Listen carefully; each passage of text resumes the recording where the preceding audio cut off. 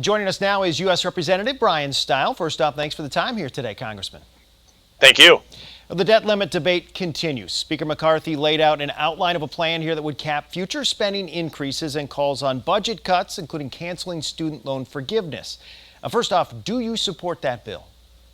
I think this is a really positive move. It's sensible, it's reasonable, it saves taxpayers money, it grows the economy, it gets our economy back on track. I'm hopeful that we're able to pass this next week and bring President Biden to the table to negotiate to get our economy sustainable for future generations. Some of your Republican colleagues have said they don't support McCarthy's plan yet. Is there enough Republican support to actually pass it next week, like you mentioned? I think ultimately we're going to have the votes to move this forward. We have to have an adult conversation when we look at the debt that continues to climb. Interest payments on the debt are beginning to eclipse major programs in the not too distant future. Under President Biden's budget, that interest on the debt will be larger than spending on national defense. We can't allow that to occur. We got to have the adult conversation. I think this is a major step forward. If the U.S. defaults, the economic impacts could be devastating here. So if the White House doesn't agree to some of these concessions, are you willing to stand firm and potentially allow a default to happen by refusing to increase the debt limit? The only party in these negotiations that has an ultimatum and a unilateralist approach, unfortunately, is President Biden. We're looking to negotiate with the president to find solutions, savings, a reasonable approach for the American people.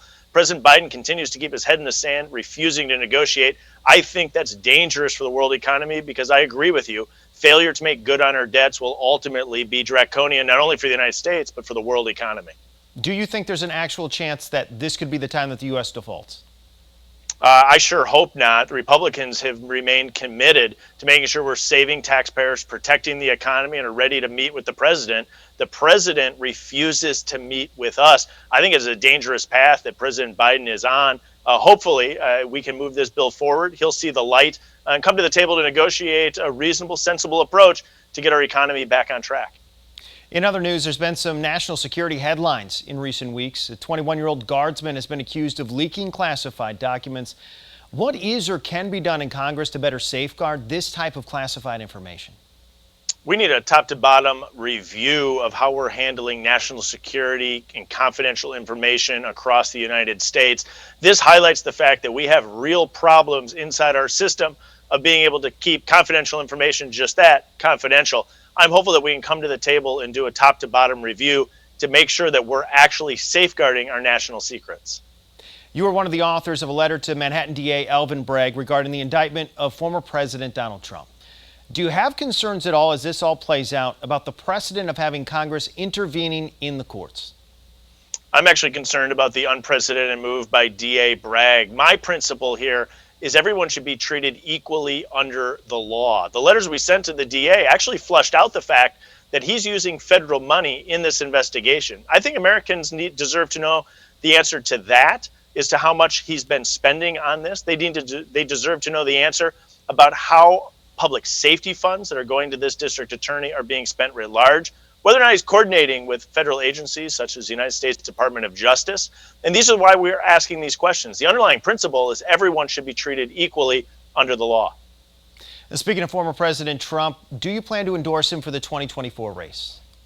I look forward to supporting the Republican nominee that comes out of Milwaukee. We got a long time between here and Milwaukee, but let me tell you, the Biden administration has been running roughshod not only on the economy by reckless spending, driving up inflation. They've been conducting a war on energy. Heck, they've been paying people not to work. So what we need to do is make sure that we don't have another 4 years of President Biden.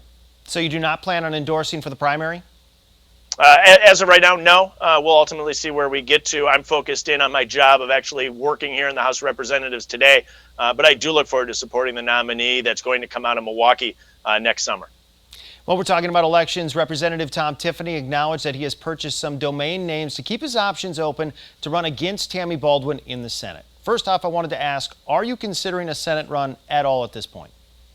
Myself, no, I'm not running for the United States Senate. I'm planning to run for re-election in the House of Representatives. I've gotten a chance to get to know Tom Tiffany pretty well. He's a great conservative representative from northern Wisconsin. I think what we're all committed to is making sure that we don't continue to have Democratic control of the United States Senate. It's the Democratic Senate that really put us on this path of high inflation, war on energy, bad labor policies where we still find too many people on the sidelines. We got to help those folks get back to work. So I'm committed to making sure that our ultimate Republican nominee is successful in 2024. So you kind of mentioned there, but have you had talks with some of the other Republicans in Congress about whether any of them plan to run against Senator Baldwin? I haven't had direct conversations as to whether or not any specific person is going to get in the race. I do think we have a lot of great options on the Republican side and look forward to ultimately supporting the Republican candidate for U.S. Senate. You're the chairman of the Committee on House Administration, and there's been a push to ban Congress from using TikTok. Is that going to happen? We have already banned the ability of members to use their federal government devices with TikTok. I continue to have concerns about TikTok, not only with the fact that the Communist Party of China may have access into the underlying data, but they also have access into the algorithm. And when so many young people are relying on TikTok for their news, the fact that that algorithm could be controlled by the Communist Party of China is concerning, because they could ultimately control what your children are looking at, viewing, and seeing on TikTok. You mentioned your concerns, so are you one of those that would support potentially an outright ban for U.S. users? I think there's a handful of options here on the table: of forced sale, a full ban. I think we want to make sure that we get this right, but I think it's also important that we're informing the American people of the concerns that we have with TikTok. Again, not only from a data privacy standpoint, that they can see what you are doing on your phone while using the program, but also that they're controlling the algorithm, they're controlling what you see on TikTok. That's concerning to me, and it should be concerning to parents across our state and across the country. You mentioned China there as we're talking about TikTok. There were the arrests this week as well of a couple of people that were allegedly running some sort of underground police station for China in New York City. Is China perhaps a greater concern than Americans would realize?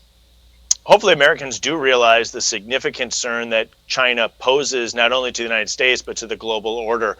One of the biggest challenges we have is, for far too long, we had terrible trade policies that encourage companies to move their production outside the United States. We got to look at that, bring this production back home to the United States of America. We got to make sure we're securing U.S. citizens as it relates to data privacy. We need to make sure that we're investing in the United States military so we can negotiate with China from a position of strength rather than from a position of weakness. Congressman Bryan Steil, thank you so much for the time here again this week. Really appreciate it.